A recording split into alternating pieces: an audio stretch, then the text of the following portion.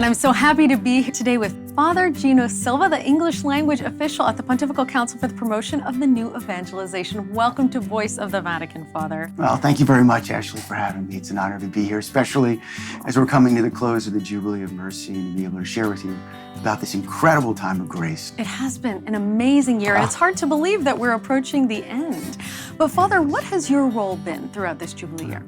Well, a year and a half ago, when the Holy Father had announced the Jubilee of Mercy, he had entrusted the organization of the Jubilee of Mercy to the Pontifical Council for the New Evangelization, and specifically to Archbishop Rino Fisichella, who is the president of the Pontifical Council.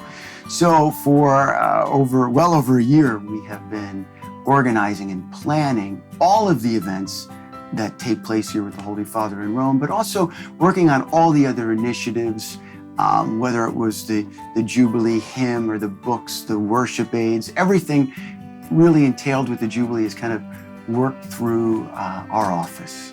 Wow, so that's quite a bit. Yeah. This has been a very busy year for you. But what is really the significance of the Jubilee, this extraordinary Jubilee year of mercy? You know, I mean, it's a great question, and almost every day I can answer it in a different way because I hear a different story, a different witness from people who are coming to Rome to be with the Holy Father, to go through the Holy Door, to participate in one of the major events, or I'll get an email from some part of the world about an initiative for mercy that's taking place somewhere in the world and how it's changing a parish, changing a town, or changing a heart. So there's so many stories just about how significant this time of grace has been in so many people's lives. Will you share with us a bit about the response to the Jubilee year? The response has been unbelievable. Now, I think we always have to remember that for the Holy Father, when he announced the Jubilee, he wanted it celebrated in Rome, but not only in Rome, but also in all the local churches. So that's why there's a door of mercy in every diocese.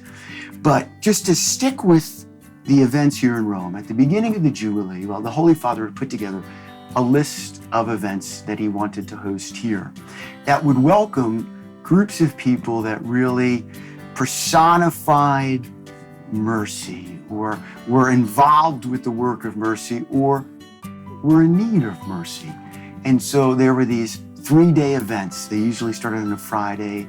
Saturday closed with Holy Mass with the Holy Father in St. Peter's Basilica in the square. So Jubilee for people with disabilities and who are sick, the Jubilee for catechists, Jubilee for priests, Jubilee for children, Jubilee for families. I mean, we just had 2 weeks ago the Jubilee for prisoners.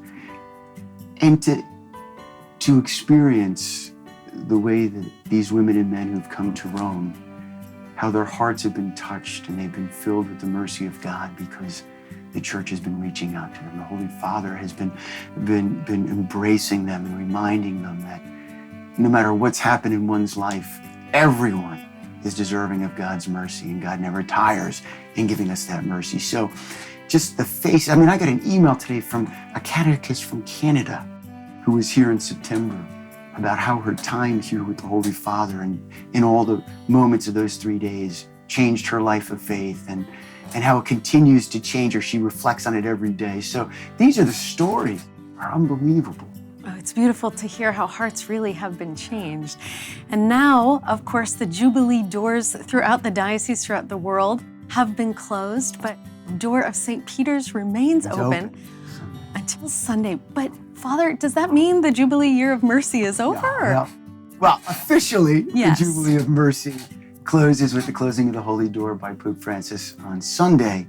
But again, our hearts, if we've really made this pilgrimage spiritually during the Jubilee of Mercy, once the door closes in St. Peter's, we have to remember that the doors of our hearts have to remain open.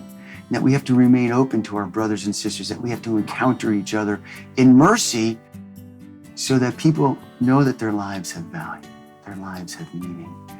And if we treat others with mercy, people can then believe that, yes, there is a God of mercy. And again, we need to help be that witness to God's mercy. And so while the Holy Door will close, our work goes on. Yes. Our mission as Christians goes on. And I think, you know, one of the most significant, as a priest, significant experiences that I've heard over and over again from other priests is that during this Jubilee, so many people have come home to the sacrament of penance and reconciliation. And I can't tell you how many confessions I've personally heard here in Rome, because every one of these different Jubilee events, we always have an opportunity a day for people to go to confession in their own language. And how many people have come back to the sacrament of God's mercy after 30, 40 years being away? Wow. And when they're asked why, well, because Pope Francis asked us. He invited us. People want to be invited. They want to know that they're welcome. So to me, I believe that that's going to be another perpetual fruit. I think we're going to continue to see an increase in the participation in the sacrament of confession. So that's exciting. Beautiful. Oh, wow, Father. It's really exciting. How would you say that this year has touched you or even changed you in your priesthood as you look forward to the future? I mean, it's a great question. I've been touched in so many ways spiritually. And whether it's from the people that have come from all over the world, have sacrificed so much to make this pilgrimage to go through the Holy Door, or those who have worked so hard in Thailand to put together an initiative for the spiritual and corporal works of mercy. But for me, I'm going to share with you kind of a funny little aside that maybe a lot of people can't understand if they haven't been here. Every week during the Jubilee, we get between 50 and 100 new volunteers to help us organize the pilgrims that week. And so they're dressed in yellow vests because we have the reserve walkway from Castle San Angelo down to the Holy Door.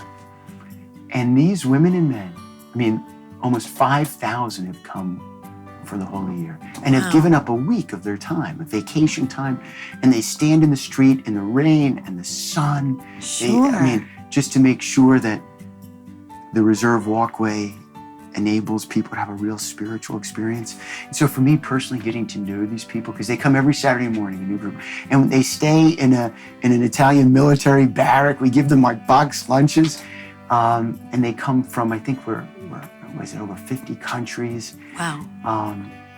And they're here to help people journey spiritually. So for me, working and getting to know these people and their patience, and everybody that leaves here, they'll say those volunteers in yellow, they treated us with such patience and such kindness. And so for me, it's so important to know that when people come here for an event in Rome and they're inspired by the Holy Father, they go through the Holy Door and they participate in all the different initiatives. But it's also having met these strangers, these volunteers in yellow, that they're going to remember how they were treated.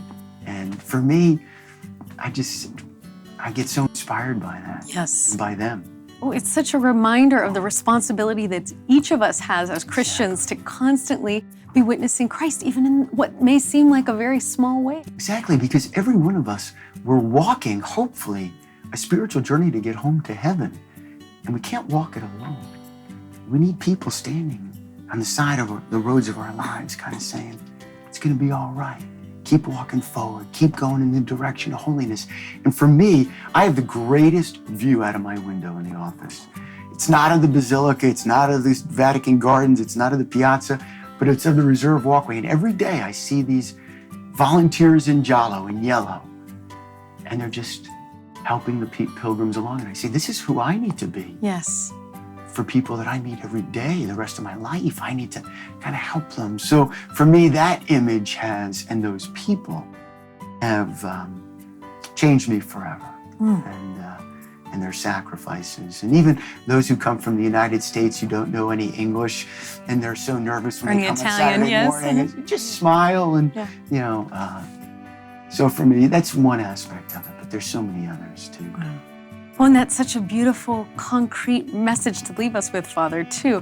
This idea that all we have to do is look around us to in our very close proximities, because there's always people around us who need to be accompanied in their faith journey or just need a simple kindness. Exactly, because it's so easy to go off track, and we're all at times finding ourselves off track. But yet, as Catholics, as Archbishop Fisichella always says, by definition, we can't travel alone. We need to travel together.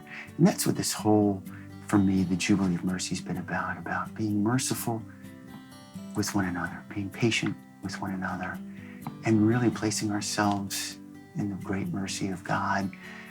And when we accept and we feel his mercy, especially in the sacrament of penance and reconciliation, we can find ourselves that much more patient and merciful with others.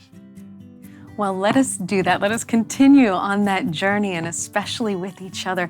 And Father, before we finish our time together, is there anything else on your heart or your mind that you'd like to share with our audience? Well, there's so many people that have been praying for the success of the Jubilee all around the world. We get emails, we get letters from people literally from all over the world. And maybe some of your viewers are those people who maybe even are homebound, but have been praying for Pope Francis, have been praying for the Jubilee. And so we just want to thank everybody on behalf of the Pontifical Council, Archbishop Fisichella, for all your prayers for the Jubilee, because this time of grace has opened so many hearts and changed so many lives. Praise God. Well, Father, as you said, it is all about that communion, isn't Amen. it? Isn't it? Amen. And on the behalf of the viewers of Voice of the Vatican, please, we thank you so much for all of the hard work that you have put in to make this Jubilee year one that has touched so many hearts, changed so many lives, and has been so memorable. So God bless you, Father Thank Silva. you very much, and thanks for all your prayers and assistance, Ashley. Thanks for being with Voice of the Vatican. Thanks.